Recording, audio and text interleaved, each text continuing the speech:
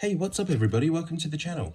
In today's video, I'm going to be going over a few points regarding the RC4WD Billet Aluminium fuel cell radio box, because I've just purchased this, installed it, and there's a few things I need to share with you, as there's a couple of things I wish I knew before I bought it, but since I have it in hand and I haven't fully screwed it down yet, I thought I'd show you. So for those of you that don't know, this is an RC4WD Gelande 2 D90 kit. The body that's going to be going on this is the 2015 D90 variant.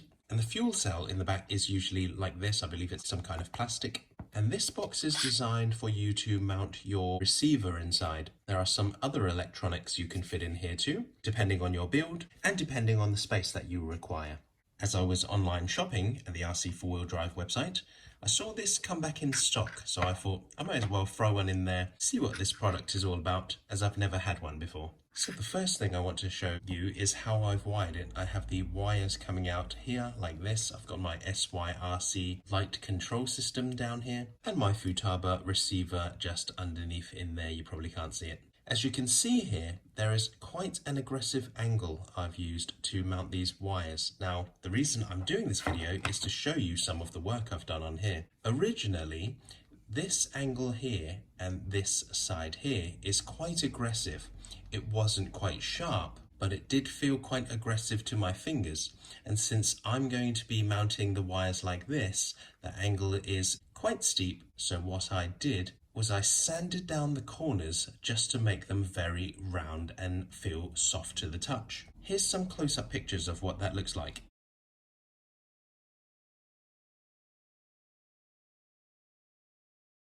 Once everything's mounted inside the receiver box, the lid goes on like this and it screws on with 4 screws.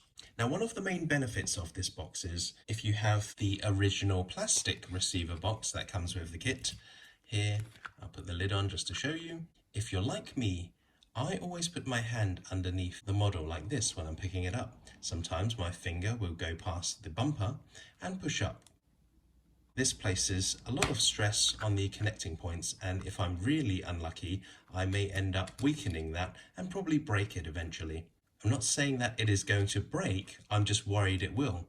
So, if you get the aluminium one, this problem is minimized because it's made from a slightly sturdier material. The lid is made very, very well, also an aluminium.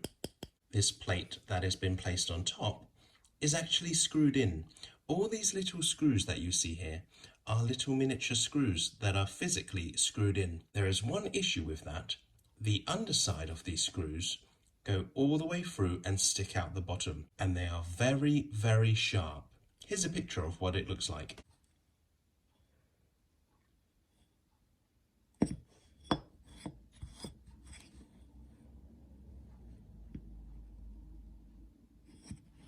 Now this does mean if you mount this on here like that with all these sharp screws sticking out the bottom, if this bounces or if this sticks out a bit too much and the screws place some pressure on the components, it's going to be stabbing it like it owes it money. So the two obvious choices would be to, number one, grind down the underside of all of these screws, and that will make it fit nicely with a permanent modification. I went for option number 2, and that was to place something on the inside.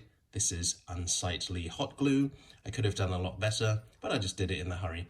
It's on there super tight, super hard, stuck on there, and this is a non-permanent modification.